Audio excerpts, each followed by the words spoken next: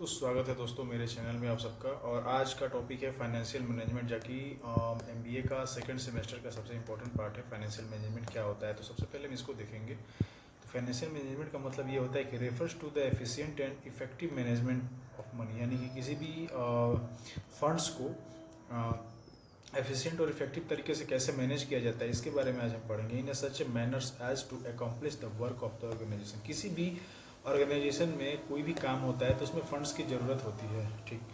तो इस फंड्स को हम इफ़िशिएंट और इफेक्टिव, यानी कि उस फंड का गलत इस्तेमाल भी ना हो, ज़्यादा से ज़्यादा अधिक इस्तेमाल भी ना हो और वेस्ट भी ना हो, इसको ध्यान में रखते हुए हम किसी भी ऑर्गेनाइजेशन के काम को कैसे करते हैं और कैसे हम फंड्स को मैनेज करते हैं, इसको ही बोलते हैं फाइनेंशियल मैनेजमेंट, ठीक है। ये this is mainly concern with the proper management of funds, यानी कि ये फाइनेंशियल मैनेजमेंट जो है ना, इस वर्ड का कंसर्न यही है कि किसी भी मैनेजमेंट के फंड को कैसे हम मैनेज करते हैं प्रॉपरली, ठीक है।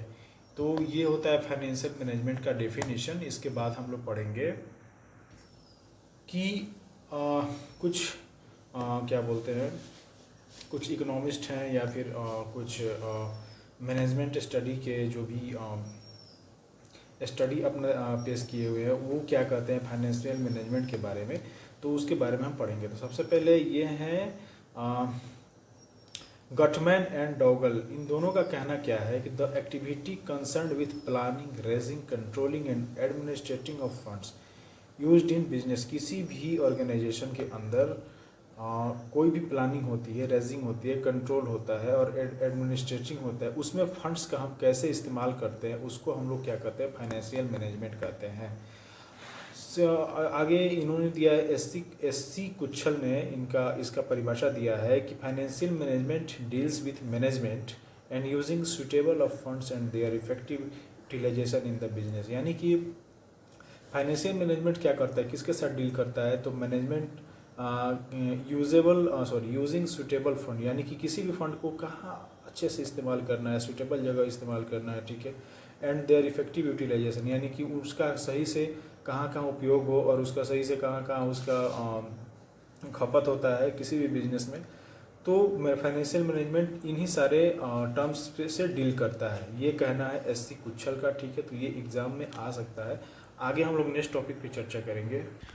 अभी हम लोगों ने पढ़ा फाइनेंशियल मैनेजमेंट क्या होता है, और अभी हम लोग पढ़ेंगे फाइनेंशियल मैनेजर क्या होता है, कि फाइनेंशियल मैनेजर कौन होता है। तो इसका कहना ये है कि refers to anyone who is responsible for a significant investment और फाइनेंशियल डिसीजन, यानी कि किसी भी ऑर्गेनाइजेशन में वह ऐसा कोई ऐसा व्यक्ति हो जो कि रिस्पॉन्सिबल हो किसी भी फंड्स को अच्छे से इस्तेमाल करने में, सही जगह इस्तेमाल करने में और उसका सही यूटिलाइजेशन करने में, उसको हम लोग बोलेंगे फाइनेंशियल मैनेजर।